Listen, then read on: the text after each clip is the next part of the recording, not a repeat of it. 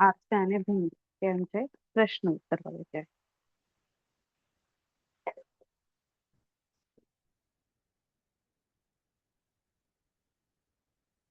प्रकाशाचा किरण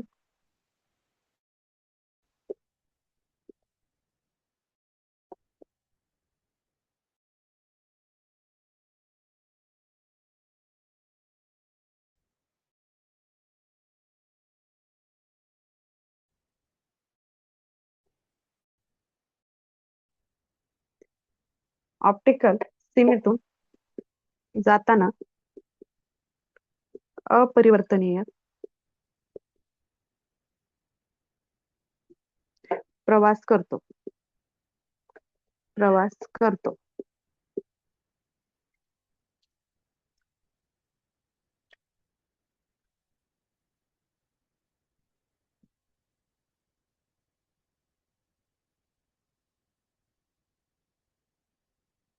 हे बघा, ऑप्टिकल म्हणजे कसं राहतं, हा जो बहिरोकडा जो राहतो भिंगे, त्याच्यामध्ये हा ओ म्हणजे एक सेंटर राहतो, ऑप्टिकल राहतो. त्याच्यामध्ये ज्यावेळेस प्रकाश येतो तो असा फोकल बाहेर पडतो, असा असा फोकल लेंथ प्रमाणे ही राहते तुमची इथं फोकल लेंथ. नाभी अंतर म्हणजे पासून जे अंतर इथपर्यंत सेंटर पर्यंत येतं ना, ते तुमचं ऑप्टिकल राहतं. ऑप्टिकल ऑप्टिकल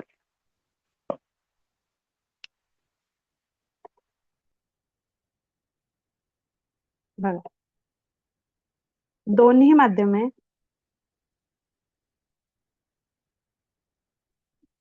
समान असल्यास असल्यास दोघांचा अपवर्तनांक अपवर्तक निर्देशकांक समान आहे.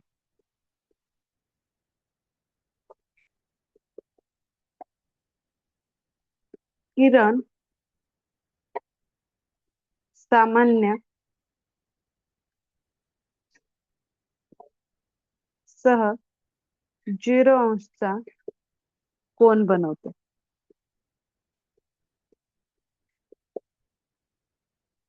चार वरील सर्व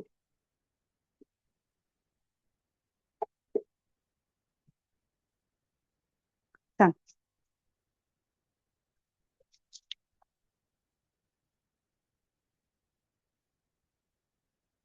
बरोबर, रिअल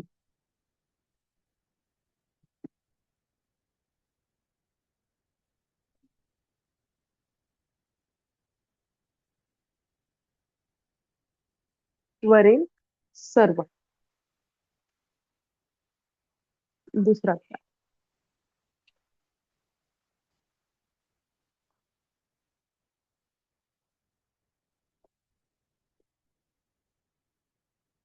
एक किरण त्यांच्या पृष्ठभागाच्या डॅश बाजूने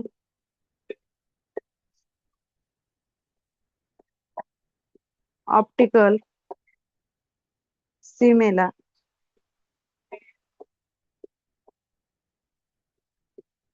समांतर प्रवास करतो.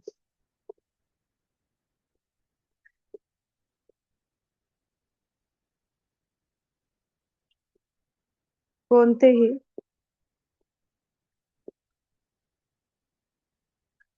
अपवर्तन होणार नाही.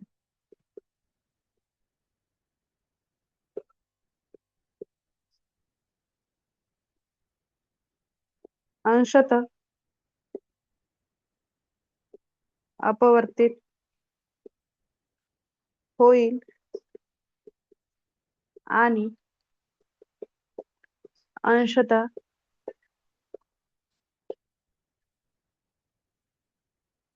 अविचलित प्रवास करेल.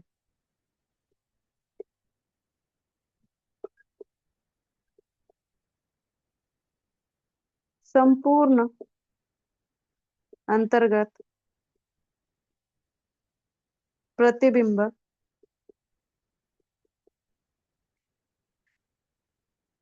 ग्रस्त होईल.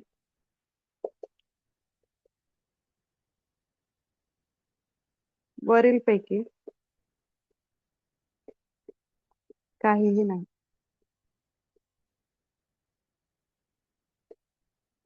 बघा, एक किरण त्यांच्या पृष्ठभागाच्या बाजूने ऑप्टिकल सीमेला समांतर प्रवास करतो.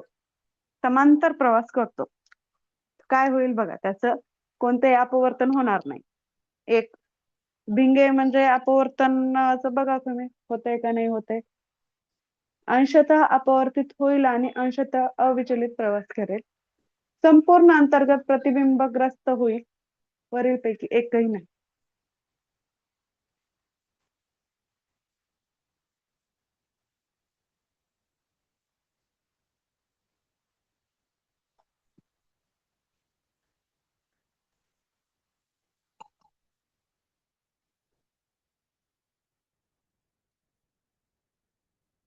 बरोबर आहे मॅडम. पर्याय क्रमांक 2 अपवर्तन होईल आणि अंशतः अविचलित प्रमाण प्रवास करेल. उत्तर चुकू द्या पण देण्याचा तर प्रयत्न करा. तिसरं, ऑप्टिकल सीमेवर एकमेकांना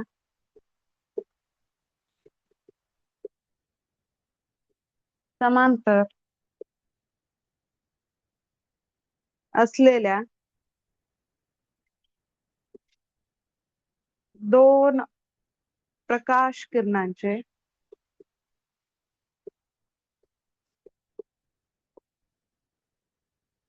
समान अपवर्तन होईल.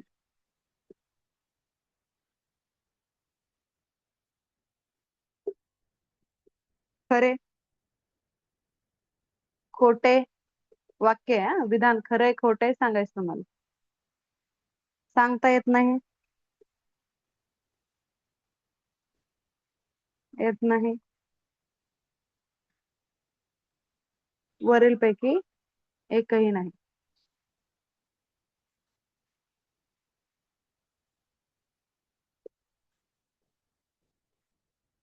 ऑप्टिकलच म्हणा नाही, कोणत्याही जागेवर समान किरण टाकल्यानंतर त्या किरणांचे समान काय होईल? काय होईल? बरोबर पटांचं अपवर्तन होणारच ना. बरोबर रिअल.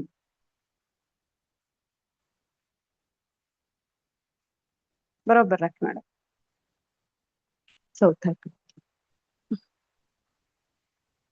बरोबर रोहिणी मॅडम. डॅश भिंग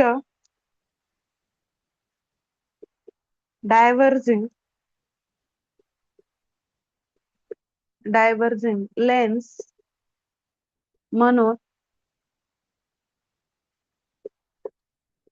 म्हणून देखील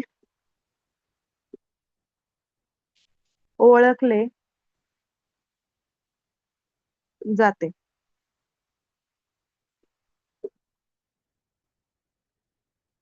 ओळखले जाते. एक उत्तल, दुसरं अवतल,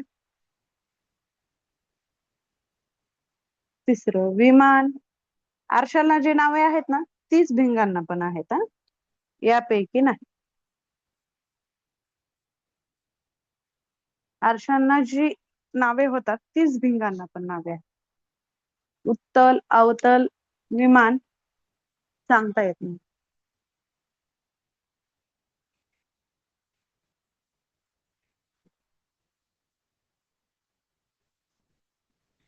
ह्याच्या म्हणलं पर्याय सांगा त्यांचं.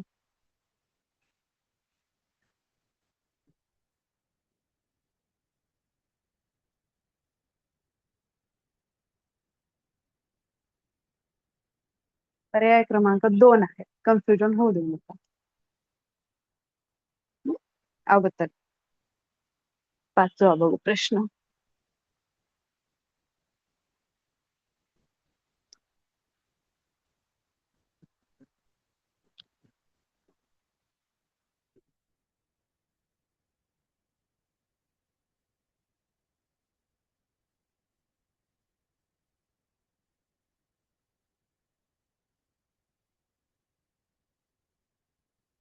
हिरा फक्त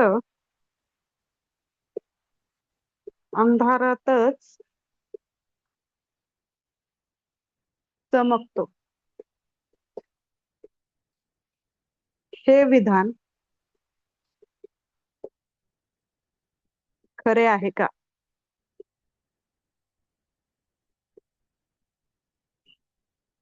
होय, नेहमी. दुसरं विधान, कधीच नाही. तिसरं विधान, नाही. आणि चौथं, होय. विधानाचं उत्तर सांगा. हिरा फक्त अंधारातच चमकतो. खरंय की खोटंय? राखा मॅडमचं उत्तर आलं.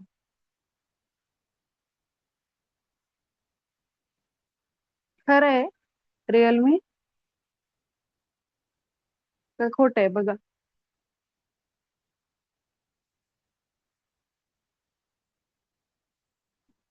अरविंद मॅडम बघा.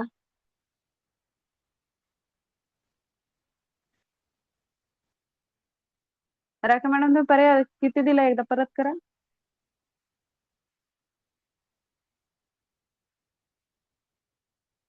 हा शब्दावर फोकस बघा. हा शब्द बघा. हा बरोबर, राखा मॅडमचं बरोबर. पर्याय क्रमांक 3. फक्त अंधारातच हिरा चमकतो का? हिरा आहे तो. अंधारात पण काय होतो तो? चमकतो. आणि दिवसा तर जास्त चमकणार ना, त्याच्यावर प्रकाशाची किरण पडणार. बरोबर आहे मॅडम? दिवसाचा तो जास्त चमकणार.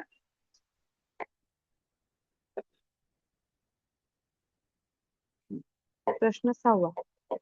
जर हिऱ्यावर प्रकाश पडला नाही तर हिरा कधीच चमकणार नाही. एक खरे,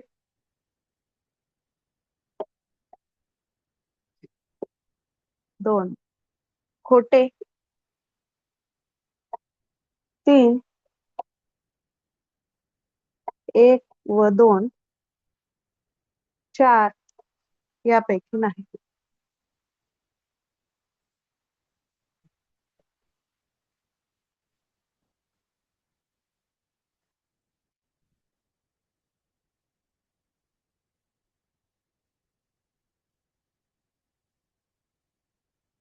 बरोबर, रिअल मी. प्रकाशाचं आणि हिऱ्याचं गैर नातं आहे हा. म्हणून खरे. प्रकाशाशिवाय कसं कोणत्याही वस्तूला चमक येणार नाही, चकाकीही येणार नाही. ग्राफाईट आपण यूज केला जातो, पण त्याच्यावर प्रकाश पाहिजेच ना.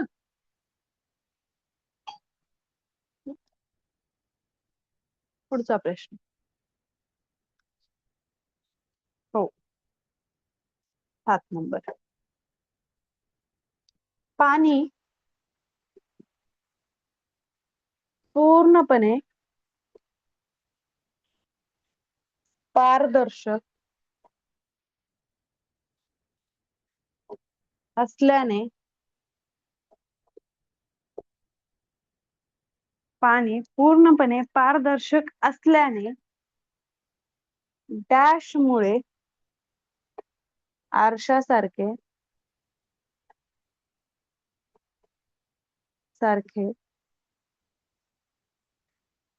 चमकदार दिसून येते. पाणी बघा बरं, लांबून कधी जर पाहिलं थोडस, आरशासारखी चमक दिसून येते की नाही हो? दिवसामध्ये, उन्हामध्ये वगैरे दिसू शकते.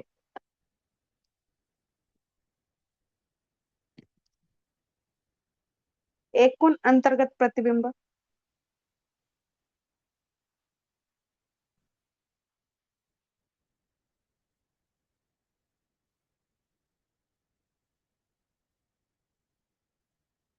दुसरा प्रश्न आहे, पर्याय आहे वास्तविक.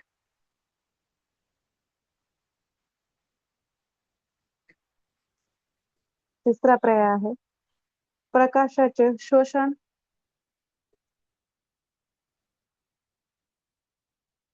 आणि चौथा पर्याय आहे प्रकाशाचे अपवर्तन. अपवर्तन. पाणी पूर्णपणे पारदर्शक ह्या शब्दात उत्तर आहे तुमचं. पारदर्शक असल्यामुळे.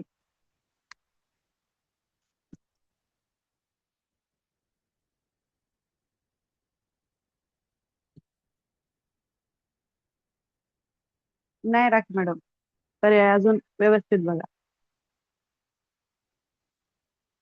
बरोबर सर.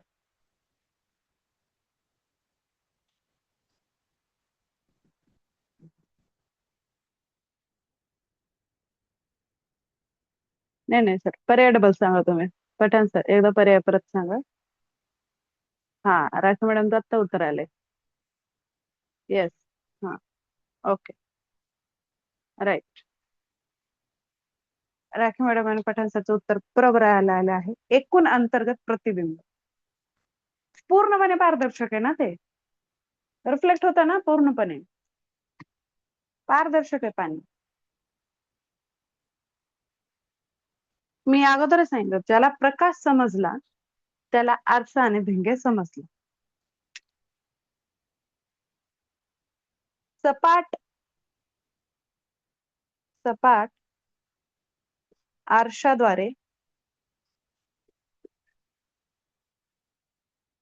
तयार झालेली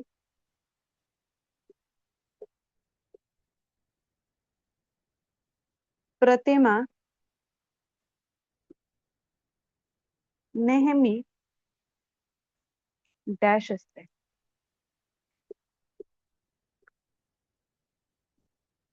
आभासी आणि सुलटी.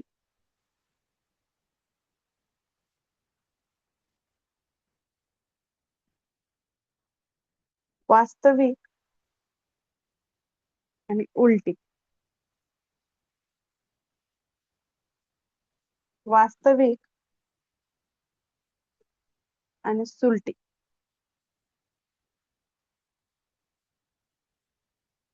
आभासी, उलटी.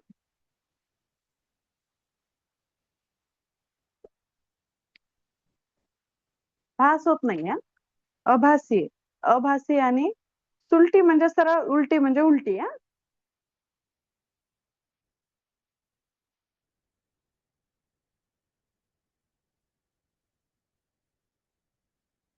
बरोबर पठाण सर. पठाण सर खरं तर इंग्लिश मीडियमचे आहेत, तरी पण प्रश्न उत्तर घेताना त्यांनी बरोबर देतात. एक अर्धा शब्द इंग्लिश मध्ये गेलेला असेल, त्यांनी बरोबर थेअरी मध्ये लक्ष देतात आणि त्यांचे उत्तर मॅक्झिमम बरोबर येतात. मॅक्झिमम. पर्याय क्रमांक 1 आभासी आणि सुलटी.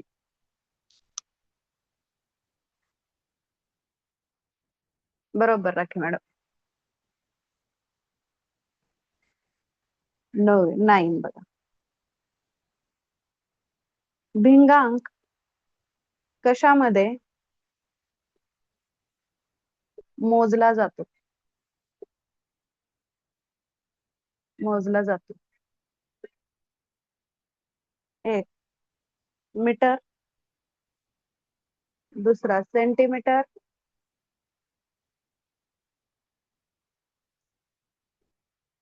तिसरा डायप्टर,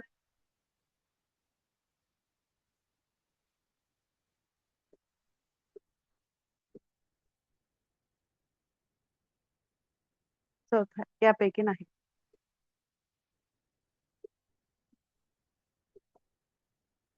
लेन्स मेजरमेंट. बरोबर. बरोबर राखी मॅडम. बरोबर. कीर्ती मॅडम बघा एकदा, उत्तर आहे 3. चला लास्ट प्रश्न बघूयात आता.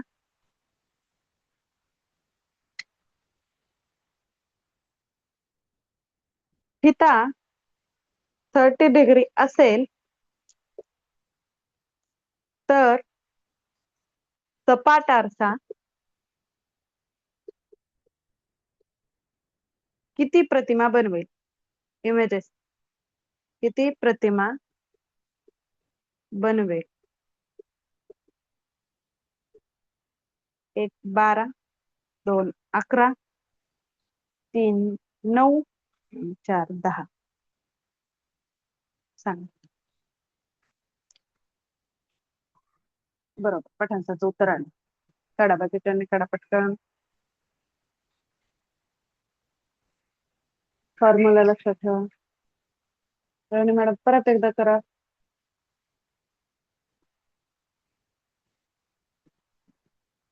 बरोबर किती मॅडम? बघा, पर्याय क्रमांक 2. 2 बरोबर रोहिणी. बघा आपल्याला काय दिलेलं आहे त्यांनी? एन 360 डिवायडेड बाय थिटा -1 हे विसरू नका. एन 360 आहे, तर थिटाची किंमत तुमच्याकडे 30 आहे. -1 ला -1, 0 0 कॅन्सल, 3 1 3. तुम्ही करा. बरोबर आहे. 3 2 6 12. n इज इक्वल टू 12 वजा 1 म्हणजे n is equal to 11.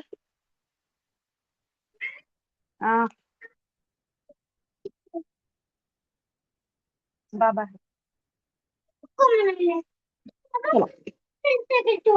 Stop करूयात रेकॉर्डिंग.